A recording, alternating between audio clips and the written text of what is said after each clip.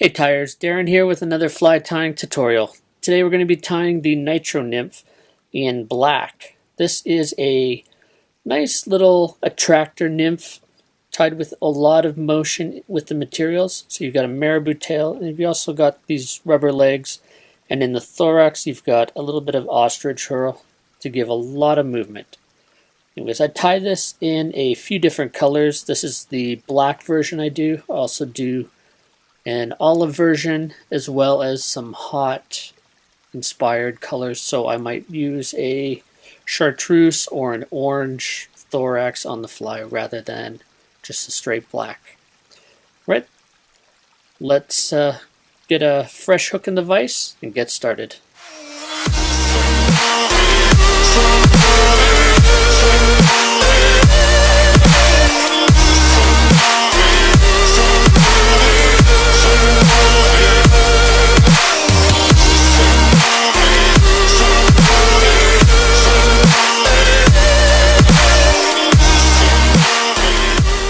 Alright, let's put a new hook in here.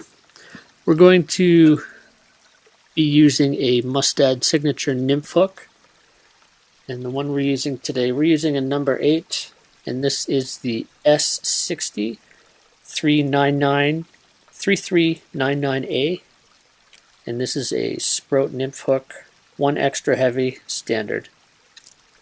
And the bead I have on there is a copper 4.8 millimeter, and we're going to be using a black thread.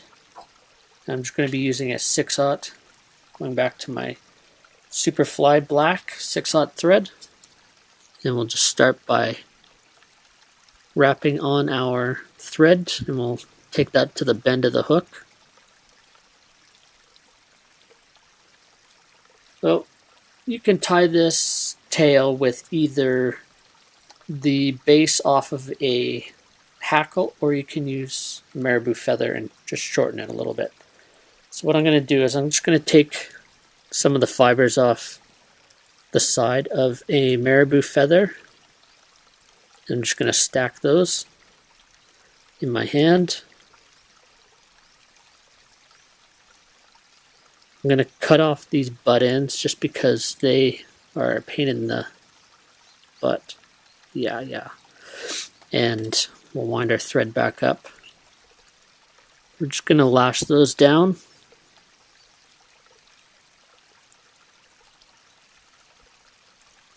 Into the bend, making sure that we keep that up top. I'm just going to add a couple turns of thread right on the back just to help stabilize and keep that tail right on top. So this is quite a long tail for what we need. So what I like to do is just shorten it. So you can always shorten this a little bit more on the water if you need to. But the best way that I've found is just to push those fibers and then just rip them. You got a nice bushy tail. Alright, next we're going to take a little bit of super stretch floss. This is the hanked material. We're only going to need 1 strand for this fly, and we can use this both for the body and for the legs on the fly. If you want to change out the legs for a different color, that's not a problem. So we'll take our thread up just behind the bead, we'll tie that in, and I'm just going to stretch it a little bit just to make sure that it's in there nice and snug. And then I'm going to wind my thread back up just behind the bead. And we're just simply going to wind this to create a bit of a shiny body on the fly. And give it a bit of a segmented look. One other thing you might want to try is tying in 2 of these at a time, and you can use 2 different colors to give it a more pronounced segmentation. Right, we're just going to lock that in place.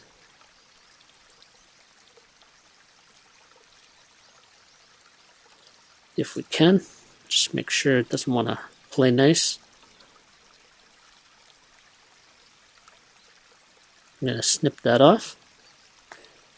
And I'm going to hang on to that extra piece for the legs in this pattern.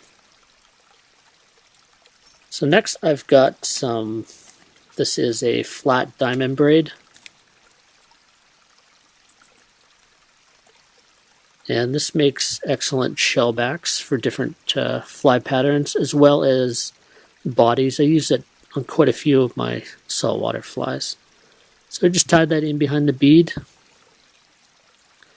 and down about a third of the way down the hook shank.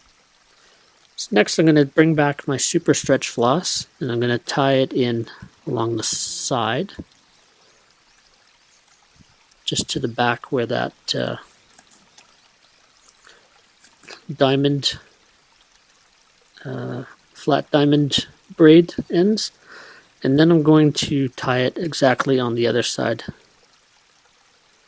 And I just want to make sure that it's underneath my diamond braid. I guess I could have tied that in first, but no big deal. Next we're going to take a few herls. We're going to use a peacock herl in black, and as I said before, if you want to change the color up, here's a good spot. You can use a chartreuse or an orange in place of the black. So I've just stripped those straight off the stem. I'll just trim the bases of those and tie them in at the base. You use about 3 or 4 herls. You just want to keep them all together. And we'll just wrap those as one. And we want to make sure that this stays bushy as possible.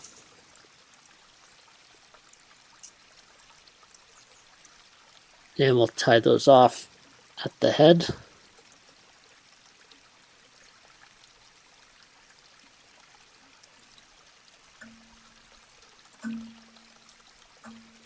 And now we'll bring our flat diamond braid forward.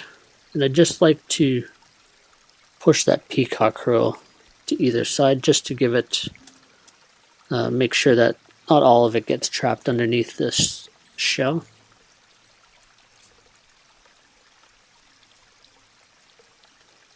Just make sure that we wrap on both sides here. Trap that in place and then we'll cut off the excess. So with our legs, we just want them to come back to the tail. And then we will tie in right at the head.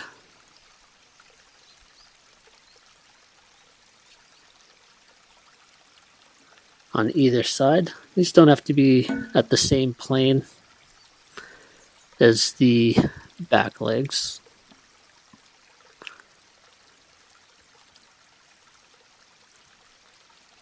Just want to kind of tuck them into the bead. And then I'm just going to come in and trim them. Make sure that they stick out a little bit on the side.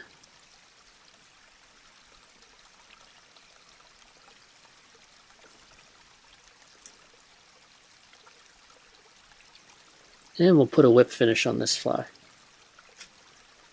If you have a UV resin, here's the time to use it. We'll just put a dab on the top of the shell casing here, but it's not something I have in my arsenal.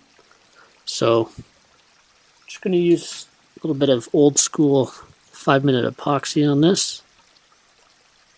I'm just going to dab that onto the shellback. Just takes a couple minutes for that to dry and seep in. And there you go. Nitro Nymph. Hope you enjoyed that. Make sure you take a minute to post any comments, questions you have in the comments below.